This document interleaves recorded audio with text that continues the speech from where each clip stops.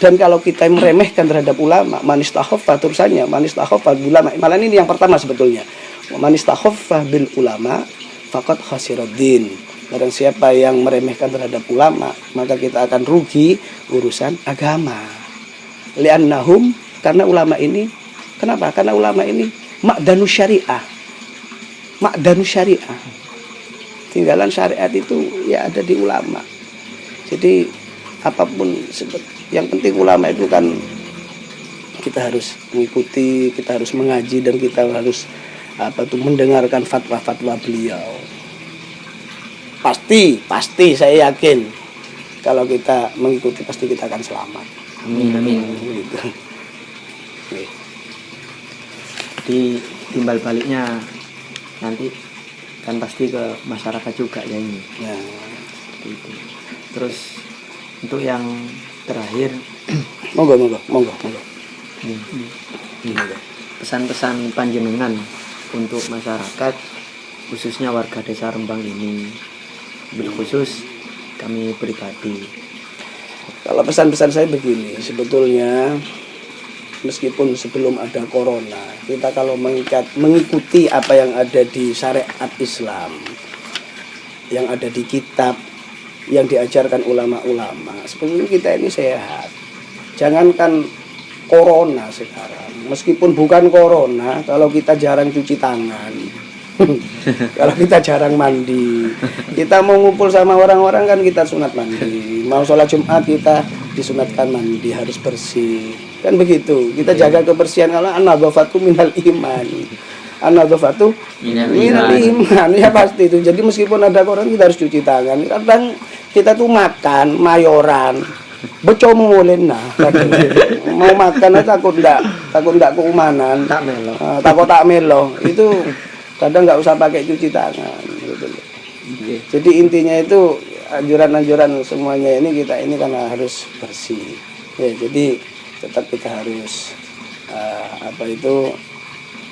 sadar memang ngumpul-ngumpul tidak ada manfaatnya pun itu juga ada dalam keterangan kita ini. Jangan banyak ngobrol yang tidak ada manfaatnya, mengingatkan rasanya. Iya, mengingatkan. Jadi ini adalah mengingatkan. Kita ini harus bersyukur dengan Islam kita harus bersyukur dengan iman kita yang diberikan oleh Allah, dengan kesehatan kita syukuri. Buat apa syukur ini? Syukur kita ini dibuat untuk beribadah, untuk melakukan kebaikan. Nah, mungkin kemarin sebelum ada corona kita ini kurang bersyukur kepada Allah. Jadi kalau tidak bersyukur, apa yang terjadi? Azab. Orang yang tidak bersyukur itu pasti akan menerima azab. Dawuhnya Allah, "Ma yaf'alullahu bi'adzabikum in syakartum wa amantum, wa kana Allahu syakiran alima." Allah itu tidak akan mengazab seseorang apabila kita ini bersyukur. Nah, syukur kita buat apa? Buat ibadah. Nah, ibadah itu kan bukan cuma sholat saja kan. Nah, termasuk kita ini bersih. Nah, bersih itu harus juga ibadah. Kita tidak ngumpul sama teman-teman yang tidak ada manfaatnya. Kita di rumah kita diam tidak maksiat, itu kan sebetulnya ibadah. Kita di rumah tidak maksiat, itu ibadah sudah. Ibadah tidak mengerjakan kemaksiatan, kan begitu. Jadi kita ambil hikmahnya, mungkin di balik corona ini pasti ada manfaat bagi kita, mengingatkan kita. Kita sendiri belum tahu. Okay. Nanti di akhirnya insya Allah akan ada hikmah yang belum kita ketahui saat ini. Seperti itu ya. Okay. Yang terakhir ya, termasuk ini ya, termasuk kemarin ini di Indonesia ini kan banyak orang yang banyak pertikaian, pertentangan, beda pendapat. Sekarang karena corona tidak ada yang membahas itu, sudah takut sama corona semua. Jadi perbedaan pendapat antar ulama itu biasa. Dan bedanya ulama ini, pendapatnya ulama yang beda ini, tujuannya sama sebetulnya. Ke Allah semua, mencari ridho Allah. Mama saya kasih contoh. ulama beda pendapat ya. Ulama beda pendapat. Mazhab 4 aja kan beda pendapat, Syafi'i, Maliki, Hambali, Hanafi kan beda. Nah, dan ashabnya pun banyak juga perbedaan. Ashabu Syafi'i, ashabu Hanafi, ashabul Maliki, ini juga banyak perbedaan. Lah tujuan mereka ini sama, mencari ridho Allah. Seumpama kita ini mencari ridho Allah, kita ini di Gunung Bromo sana umpama, mana surga di Bromo. Jalan ke Bromo kan banyak, ada yang lewat mana? Nongko Jajar, ada yang lewat Pasrepan, ada yang lewat Lumbang, ada yang lewat Probolinggo, ada yang lewat Malang, ada yang lewat Lumajang. Nah, jalan-jalan ini minangka perbedaan ulama ini. Karena ulama beda kadang diilokno. Karena tidak sama dengan gurunya mencaci ulama yang lain. Ini dosa besar. Dan tidak diperbolehkan.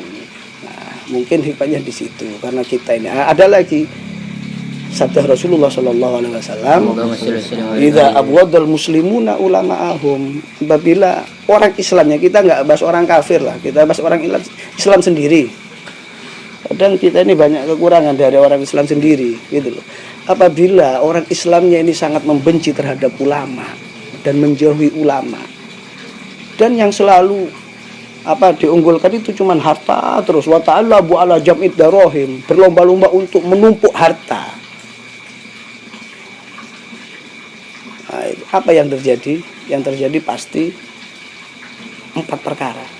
Romahullah bi arba'i solid, pasti Allah akan memberi bencana 4. Bencana 4 akan menghantam orang Islam ini dengan 4. Apa yang pertama? Al-kuhtu minaz zaman. Kemarin saya bilang panjenengan al-kuhtu minaz zaman.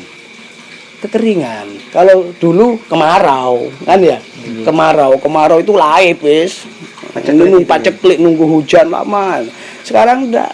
Meskipun ada hujan, kita paceklik. Meskipun ada hujan, kita kering, kantong kering. Karena apa? Ya karena corona ini. Al-kuhtu minal laib. Kan banyak yang pejabat juga seperti itu.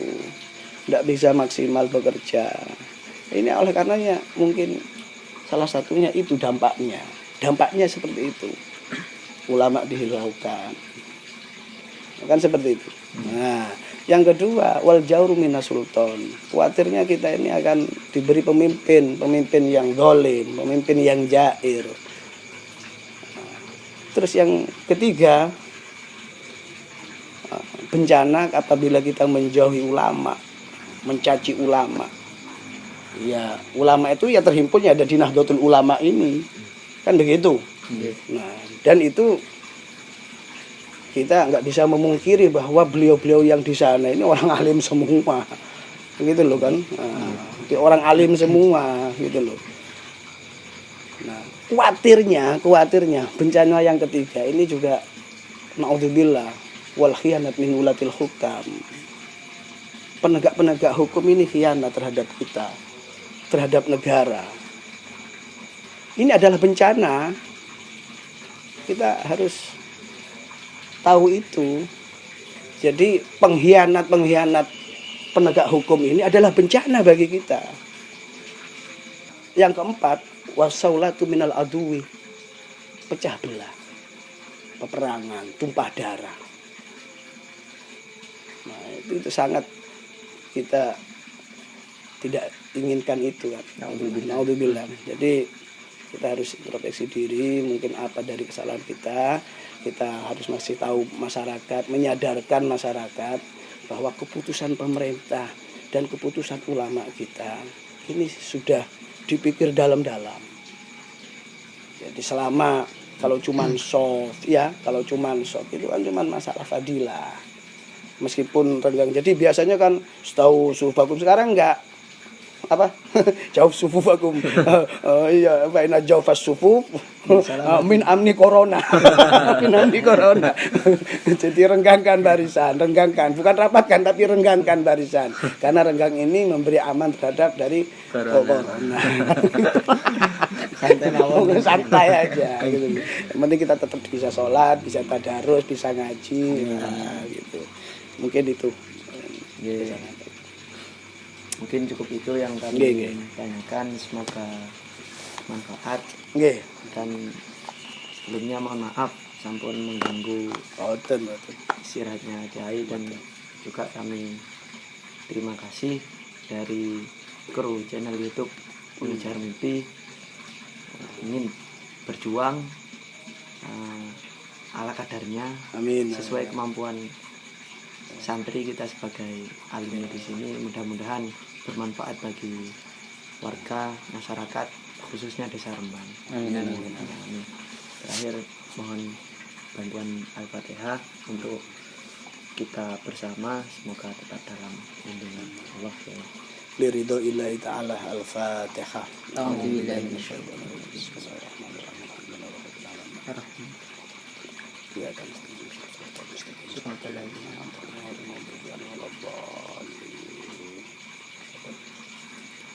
Ya, Monggo diunjuk.